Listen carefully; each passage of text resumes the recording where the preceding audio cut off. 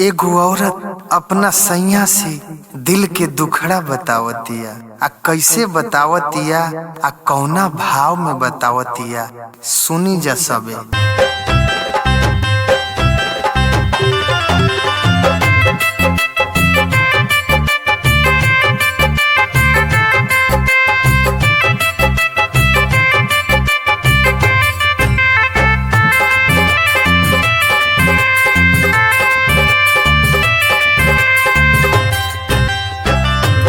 सब बतिया त हमरो मजाक लागेला, सब बतिया त हमरो मजाक लागेला। सैया चूल्हा के अगिया से आँच लागेला, सैया चूल्हा के अगिया से आँच लागेला।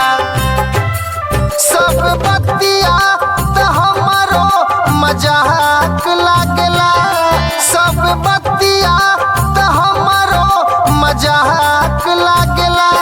सैया चूल्हा के अगिया से आँच लागेला, सैया चूल्हा के अगिया से आँच लागेला।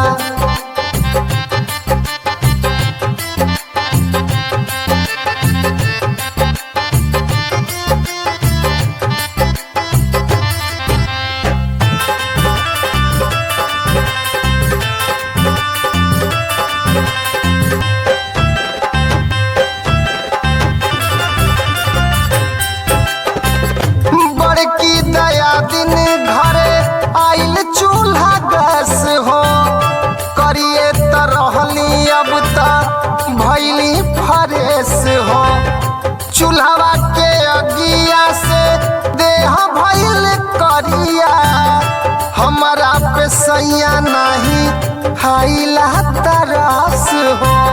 ए सैया ए हमर राजा, तू हमर दुख ना सुनब त के सुनी हे राजा। हमार देह त माटी हो गईल आ चूल्हा फूकत फूकत हमार देह करिया हो गईल हे राजा।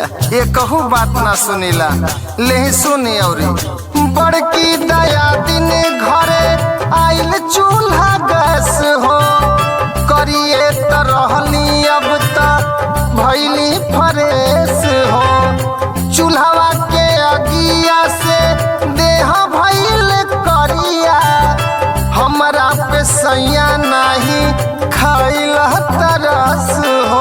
हमार साचो बात कहिला त आपके झूठ न लगेला, सुनी। साचो बतिया कहिला न साच लागेला, साचो बतिया कहिला न साच लागेला। सैया चूल्हा के अगिया से आँच लागेला, सैया चूल्हा के अगिया से आँच लागेला।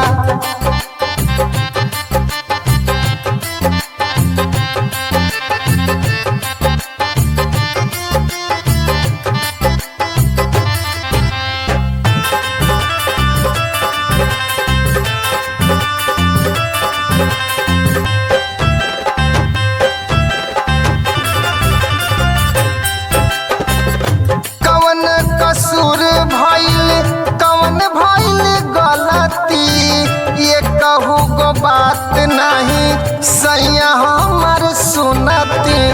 गुड्डू हल चल कैसे पार होई जिंदगी, एहो भगवान हमर माटी उठावती। ए सैया चूल्हा फूकत फूकत हमार नईकी चुनरिया लुगरिया हो गई है राजा। तू लागता कि हमरा से मुंह फेर लेले वाला। कौन हमरा से गलती भइल बा, कौन हमरा से भूल भइल बा ए राजा।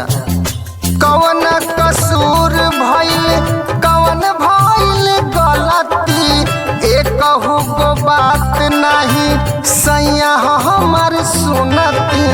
गुड्डू हल चल कैसे पार होई जिंदगी, एहो भगवान हमर माटी उठावती। धरती फाड़ जात हम समा जैती है माई। रहे चंदा नियन मुँह राख लागला, रहे चंदा